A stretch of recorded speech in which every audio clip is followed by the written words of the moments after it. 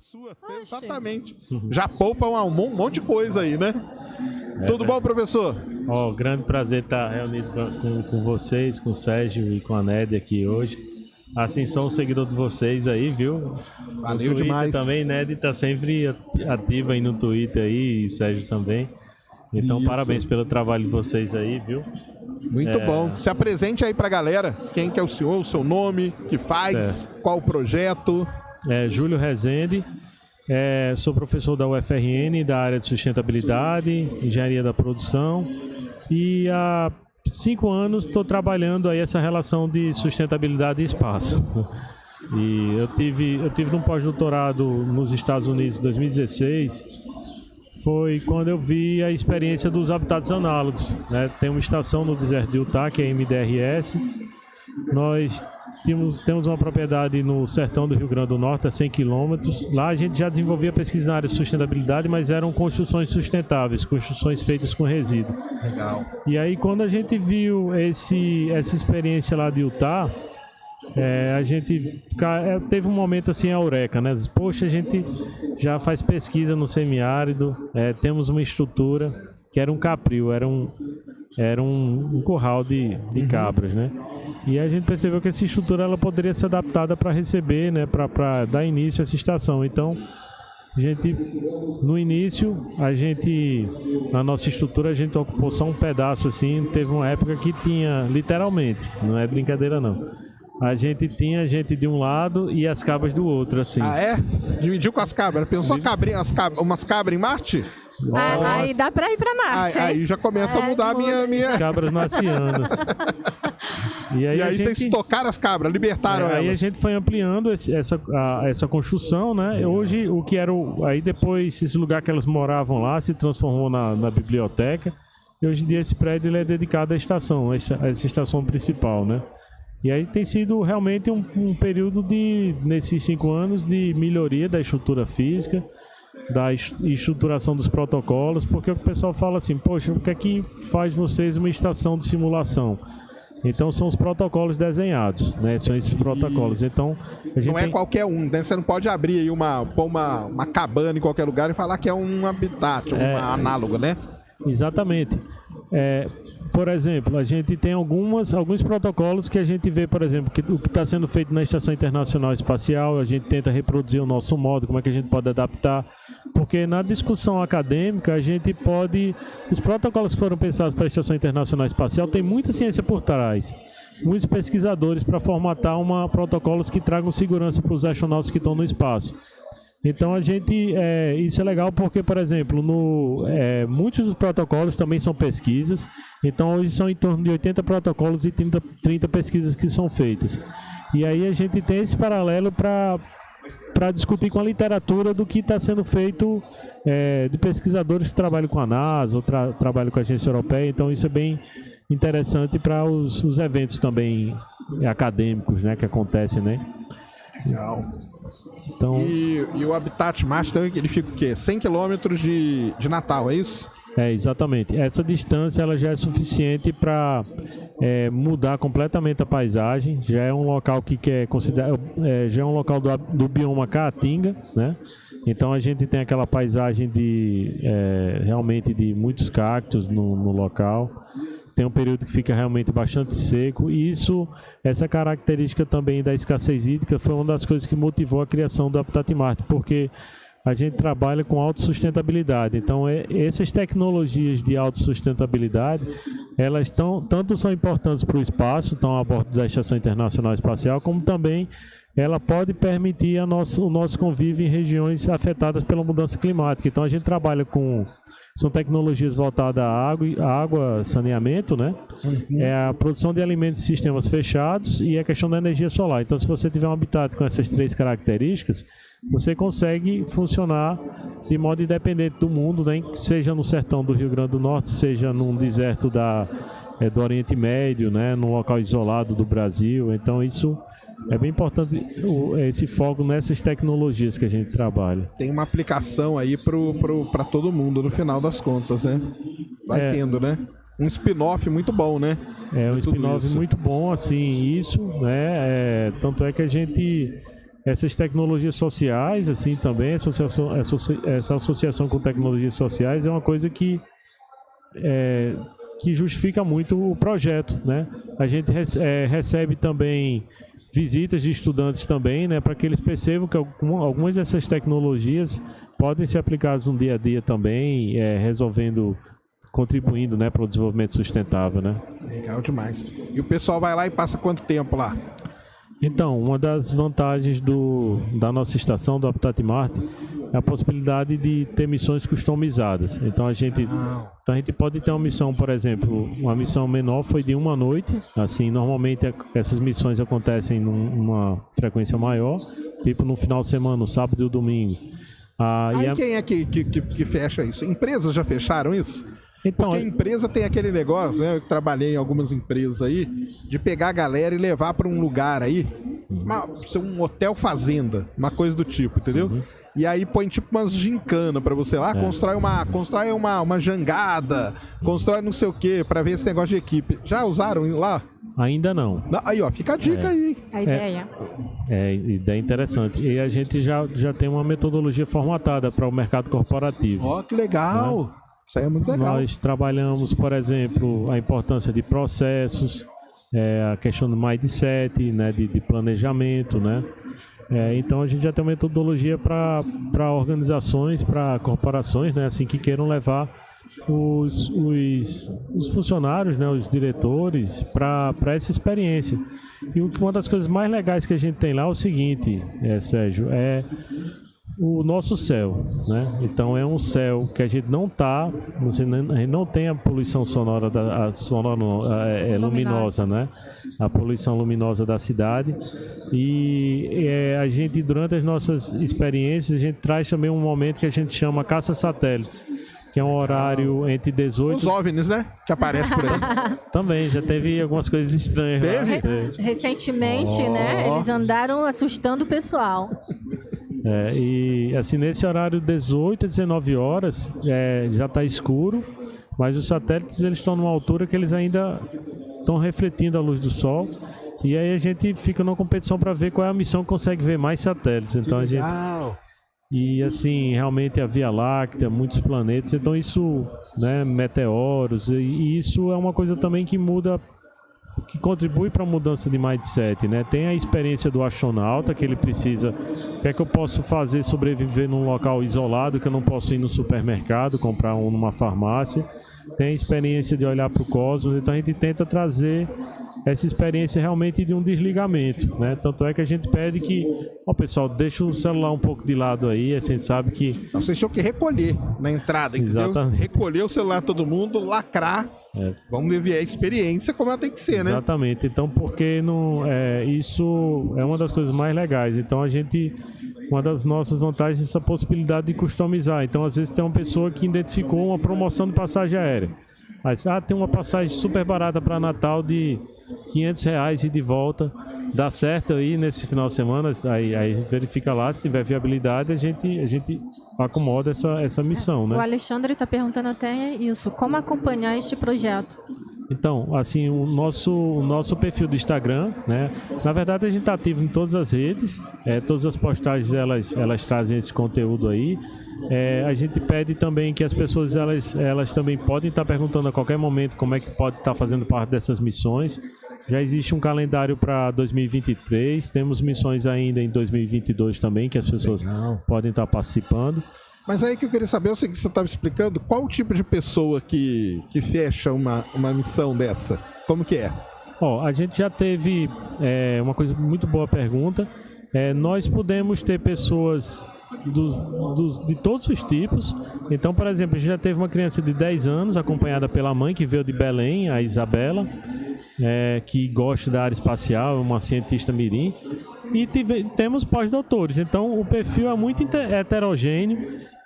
A pessoa, é muito legal também quando a gente recebe um participante que ele está trazendo uma pesquisa para ser feita no Habitat Marte. Por exemplo, a gente tem um pesquisador de Israel que vem próxima semana. Que legal! E aí ele quer estudar a questão de sísmica, né? Atividade sísmica. Porque lá tem bastante. E tanto é que o nome da missão é Marsquake. Marsquake? Exatamente. olha só. Então vai... Falando a Insight, ela vai desligar agora. Exatamente. Aí a pilha tá acabando, né? Tá acabando, exatamente. Pô, que maneiro isso aí. Dá pra fazer esse tipo de missão lá, então? Então, assim, a gente pode... O pesquisador, ele pode trazer uma coisa que ele quer testar, por exemplo, um pesquisador na área de nutrição. Será que o pessoal consumir esse alimento aqui vai ficar com gases, por exemplo? Ou se você é um pesquisador da área de medicina, vamos receber alguns pesquisadores de medicina aqui de São Paulo lá. Então eles, aqui em São Paulo existe uma pós-graduação agora em medicina aeroespacial, então lá pode ser que a gente seja um campo para testar algumas tecnologias que eles vão estar pensando.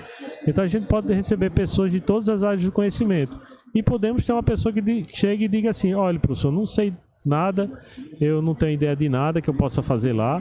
Então nós temos esses 80 protocolos que ela vai seguir e aí ela vai participar das pesquisas que estão sendo feitas lá, né?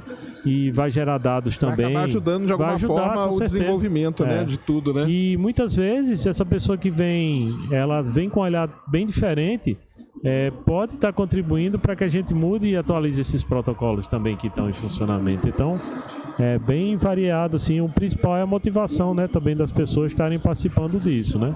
Entendi. E o pessoal que vai lá tem vontade mesmo de ir para Marte um dia? Como que é? Olha, eu nem sei dizer, né, mas... O senhor tem? Assim, uma coisa que a gente tem falado muito é do modelo disruptivo da SpaceX, né? Sim. Eu acho que se fosse naquele modelo de uma missão de 2 anos, eu até queria, viu? Passar uma temporada lá, 2 anos, mas mais que isso, não. O senhor passa muito tempo lá no Habitat? Como que é? Você vai lá? Eu vou frequentemente, né? Assim, porque nós temos um funcionário lá que mantém a estrutura, que é o Duda. E é uma pessoa um funcionário muito bom lá que a gente tem.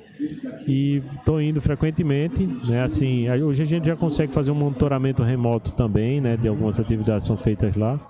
Mas a gente vai muitas vezes para preparação de missão e realização de missão. Entendi. Né? Nas missões o senhor acompanha ali, normalmente. A gente recentemente, nenhuma estação ela consegue simular a falta de gravidade, mas nós recentemente, através de um projeto, a gente conseguiu instalar uma piscina e a gente teve uma missão agora de participantes do México que foi a primeira missão que a gente testou alguns protocolos dentro dessa piscina. Então, nessa piscina a gente está desenvolvendo em torno de 10 protocolos. Né, que seriam atividades que aconteceriam na estação internacional, numa atividade deixa veicular. Então a gente está conseguindo reproduzir alguma dessas atividades. E aí que põe um macacão, põe tudo, aquele esquema lá, como que é? No nosso caso é mais a roupa de mergulho. Entendi. Mesmo, né? Roupa de mergulho. E aí eles vão fazer algumas tarefas dentro da piscina. Aí tem algumas coisas dentro da piscina para fazer alguns tipo utensílios, um rover, umas ferramentas. Então a gente está com essa atividade lá e o pessoal que nessa primeira missão que a gente testou a piscina, o pessoal gostou, né, das atividades. E dá um conteúdo de imagem muito interessante também. Sim, né? Com certeza, né? Uma coisa bem diferentona, né? Que legal, muito bom. E como que é lá a estrutura? Tem os habitats? Como que é? Tem os domos, que é onde vai ter domo, viu, galera? O único lugar que vai ter domo vai ser esses lugares aí. A gente tem uma estrutura, hoje são 3 dormitórios. Hoje a gente tem a capacidade de receber até no máximo 13, 14 pessoas dentro do Habitat Marte, né? Estamos com a perspectiva de receber um equipamento de tratamento de esgoto, que é o mesmo utilizado na estação que tem Israel, a mesma empresa que fornece para a estação de Israel. Talvez você falou isso aí de Israel, eu lembrei, né? Israel ela é muito desenvolvida nisso, porque eles têm um problema seríssimo lá, que é um deserto, né? Mas tem que ter água, né? E tem, né?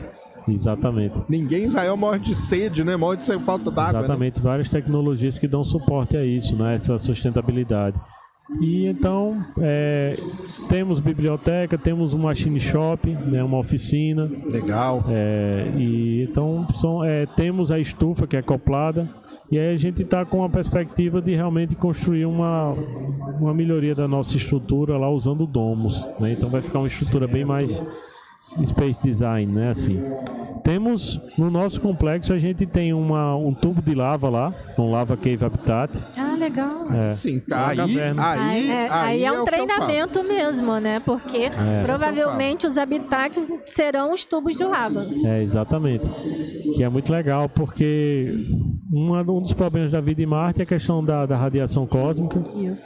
Isso, provavelmente, os astronautas que forem para lá, eles vão adoecer de câncer, porque é um nível muito absurdo de radiação. Isso. Esse tem que ver como é que serão esses materiais para protegê-los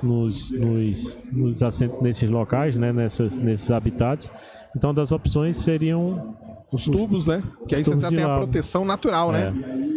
E lá a gente faz então essa caminhada, mais ou menos um percurso de uns 400 metros. Aí a gente vai com a roupa, vai de um para o outro. Que legal. E aí a gente faz algumas atividades dentro lá. Então lá é um dos locais que a gente vai melhorar, assim, é uma formação original mesmo, assim. Que demais. E lá o ideal é que no futuro próximo a gente tenha uma estrutura que tem essa autossustentabilidade lá, ou tem energia elétrica, ou tem a questão do tratamento de água lá, e tem o rústico, né, da caverna, e o moderno, né, você usar um computador. Entendi. E então isso a gente existe. Pra montar um laboratório dentro da caverna, né? Dentro da caverna. Uhum. E existe a possibilidade também de um terceiro, que seria um habitat lunar também. Então a ideia é que seja um complexo. Legal. Um complexo, então seria tipo o primeiro no mundo que tenha de repente um complexo que poderia de repente ter equipes diferentes em cada um, de repente protocolos de comunicação também. Legal, Então eles, entre eles você pode ter de repente uma equipe no Habitat de Marte e outro nesse Lava Cave, outro no Lunar Green Habitat.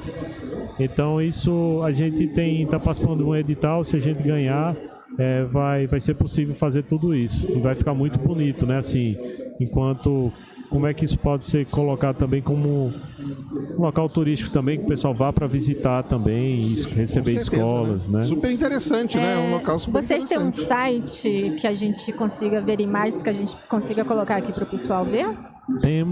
Temos o principal nosso Instagram, né, que a gente produz muito conteúdo para Instagram. Consegue aí, Cris, para mostrar que mais imagens? É o Habitat Marte, né? Do jeito que escreve aí, o Habitat Marte. Então, lá a gente tá bem atualizado, mas a gente tá no LinkedIn, também tá no Twitter, né? No Facebook, né?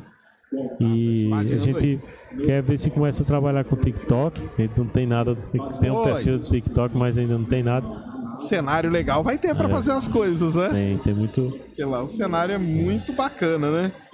Exatamente. Muito bacana mesmo. Então aí com isso vocês conseguem montar esses protocolos todos que é uma, vamos dizer assim, uma demanda mundial, né? Existe o pessoal trabalhando nisso, né? Hoje uma coisa interessante é que esses habitats análogos, né? Tem na Polônia tem 2, temos nós aqui no Brasil, tem também nos Estados Unidos a MDRS em Utah, tem a High Seas no Havaí. Eu tava até falando com o Luiz, High Seas deu problema, né? Os caras brigaram lá, né? Na última, não foi? Eu sei que que era coordenadora, ela saiu, né? Que era a Micaela, né? Ela não é mais coordenadora, né? Da estação, então nós... Olha isso. Entra no Instagram, Christian. Vou mandar o link. Estou com o link deles aqui. Então, é porque eu tinha lido que tinha dado um problema lá de convivência mesmo. A realmente, última missão aí. Eu acredito que a gente, hoje a nível de mundo, nós somos a segunda em número de missões. A MDRS ela está na missão 267, hoje a gente está na missão 131. Então a MDRS ela tem 20 anos, né? O grupo da Mars Society, né, criou isso, Robert Zubrin, né, criou isso há mais de 20 anos atrás, 2001. Então a Mars Society, a primeira estação foi no Ártico, mas numa ilha isolada do Ártico, né, e poucos meses do ano, chegando de avião. E aí foi quando ele teve a ideia de criar a estação em Utah, que ele mora no Oregon, né? Então ele será uma viagem de 6 horas, ele consegue... E o deserto do Utah lembra muito Marte muito também. Muito bonito, né? O deserto lá. Exatamente. E aí a gente é a segunda em número de missões e a segunda em número de participantes, né? Então hoje nós estamos com mais de 800 participantes, mas contando também os participantes no modelo das missões virtuais.